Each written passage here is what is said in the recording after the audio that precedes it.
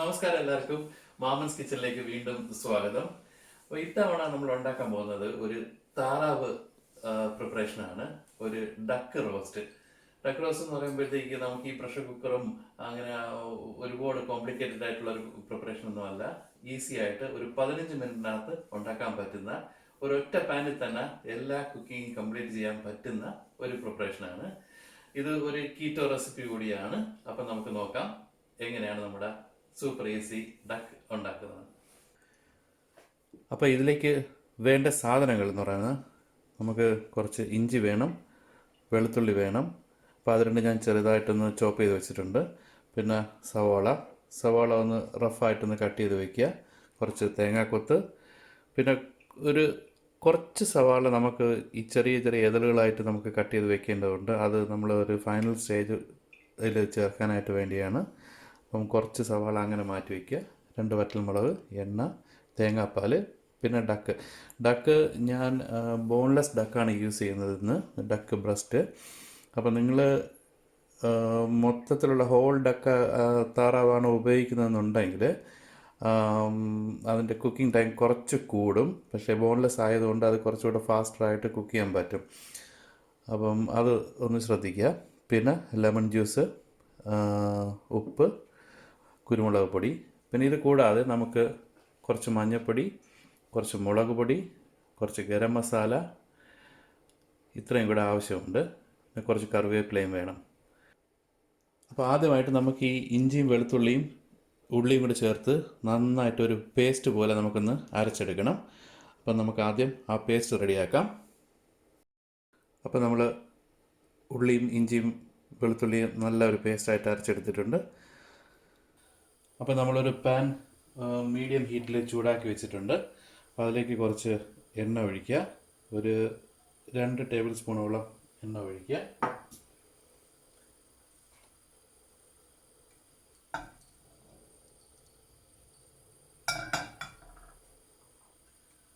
അതിലേക്ക് ഒരു 1/2 ടീസ്പൂൺ മുളക് പൊടി, ഒരു 1/4 ടീസ്പൂൺ മഞ്ഞൾപ്പൊടി ചേർക്കുക.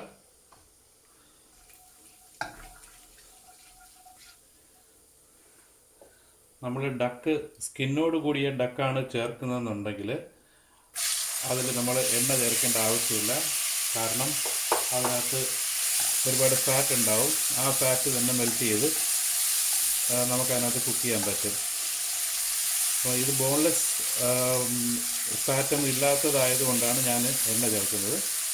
അപ്പോൾ നമ്മൾ ആ ഡക്ക് നന്നായിട്ടൊന്ന് വഴറ്റിയെടുക്കുക. നമ്മൾ ഏകദേശം ഒരു 5 മിനിറ്റോളം നമ്മൾ കുക്ക് ചെയ്യണം. അപ്പോഴത്തേക്ക് ഇതൊക്കെ നന്നായിട്ട് വെന്ത് കിട്ടും.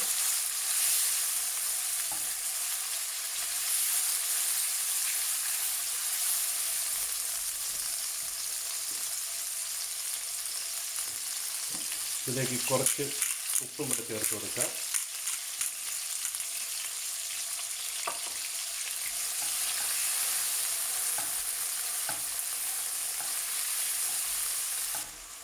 നമുക്കൊരു മൊത്തം 5 മിനിറ്റോളം കുക്ക് ചെയ്യേണ്ടതുണ്ട്. അപ്പം നമുക്കൊന്ന് അടച്ച് വെച്ച് കൊടുക്കാം. അപ്പോൾ കുറച്ചുകൂടെ നല്ല പെട്ടെന്ന് സോഫ്റ്റായിട്ട് കുക്കാക്കി കിട്ടും. ഇപ്പോൾ ഏകദേശം 5 മിനിറ്റോളം ആയി കഴിഞ്ഞു. 5 മിനിറ്റ് കഴിഞ്ഞു. അപ്പോൾ നമ്മുടെ ഡക്ക് ഏകദേശം വെന്തിട്ടുണ്ട്. നമുക്കിനി ഇത് എണ്ണയിൽ നിന്ന് കോരി മാറ്റാം.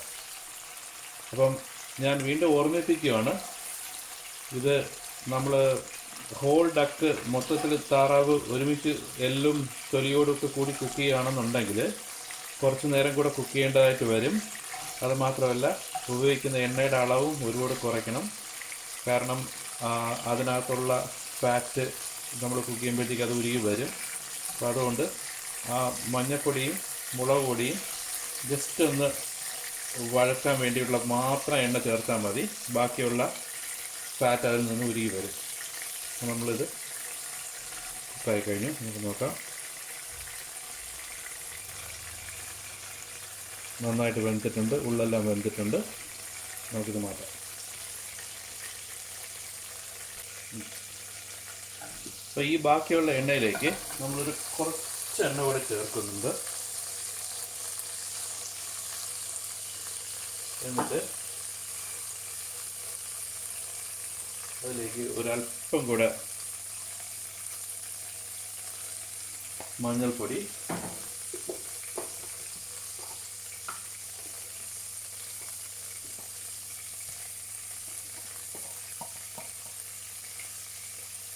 ഒരു ടീസ്പൂണോളം മുളക് പൊടി, 1 ടേബിൾ സ്പൂൺ മല്ലിപ്പൊടി, കുറച്ച് ഗരം മസാല,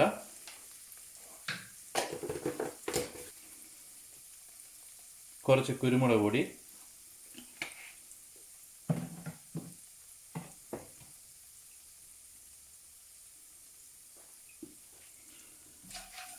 ഇവ ചേർത്തൊന്ന് വഴറ്റുക.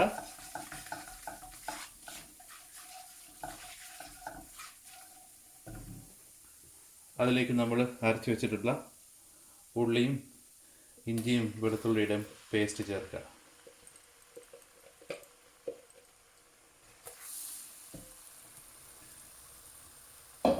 ഇനി ഇത് നമുക്ക് നന്നായിട്ടൊന്ന് വഴറ്റിയെടുക്കണം. ഇതിൽ ഈ എണ്ണ തെളിയുന്നത് വരെ നമുക്ക് ഇത് നന്നായി ഒന്ന് വഴറ്റിയെടുക്കാം.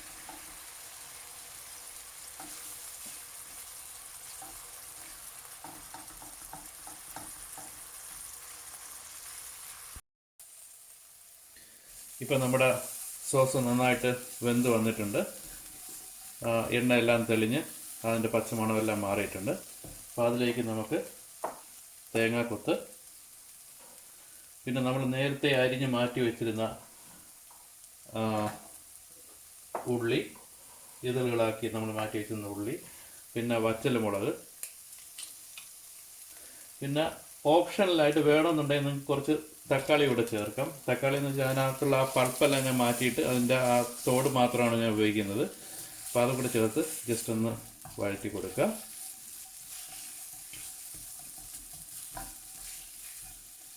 എന്നിട്ട് അതിലേക്ക് നമ്മൾ കുക്ക് ചെയ്ത് വെച്ചിട്ടുള്ള താറാവ് ചേർക്കുക.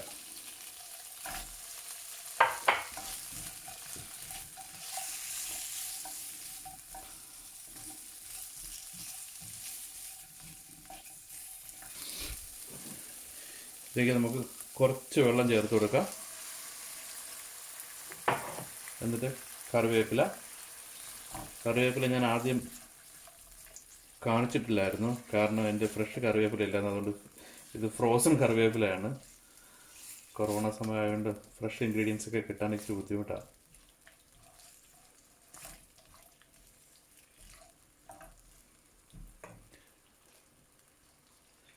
ഇപ്പം നമുക്ക് കുറച്ച് ലെമൺ ജ്യൂസ് ചേർത്ത് കൊടുക്കാം. അധികം ആവരുത്, പുളി കൂടി നിന്നാലും താറാവിനത് നല്ലൊരു രുചിയല്ലത്.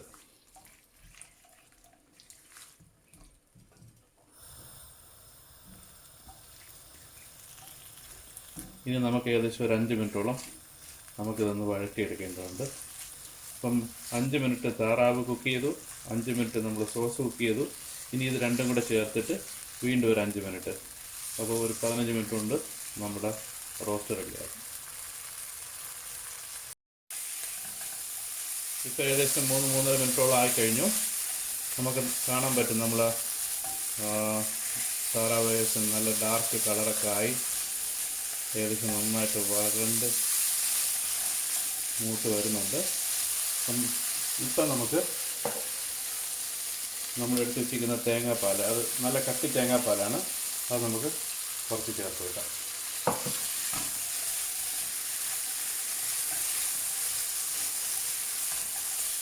ഇപ്പം നമുക്ക് ഉപ്പൊക്കെ നോക്കാം.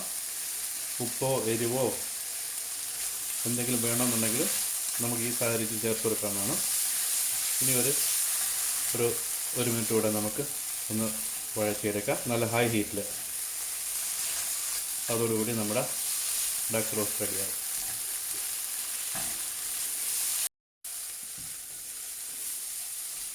ഇപ്പോൾ നമ്മുടെ ഡക്ക് റോസ്റ്റ് റെഡിയായി കഴിഞ്ഞു. എല്ലാം നല്ല മൂത്തിട്ടുണ്ട്, നല്ല ഡാർക്ക് കളറൊക്കെ ആയി, തിക്കാണ്. നമ്മൾ ഉപ്പും മുളകും എല്ലാം ടേസ്റ്റ് ചെയ്ത് കഴിഞ്ഞു. എല്ലാം റെഡിയാണ്, പെർഫെക്റ്റാണ്. ഇനി നമുക്ക് പ്ലേറ്റ് ചെയ്യാം.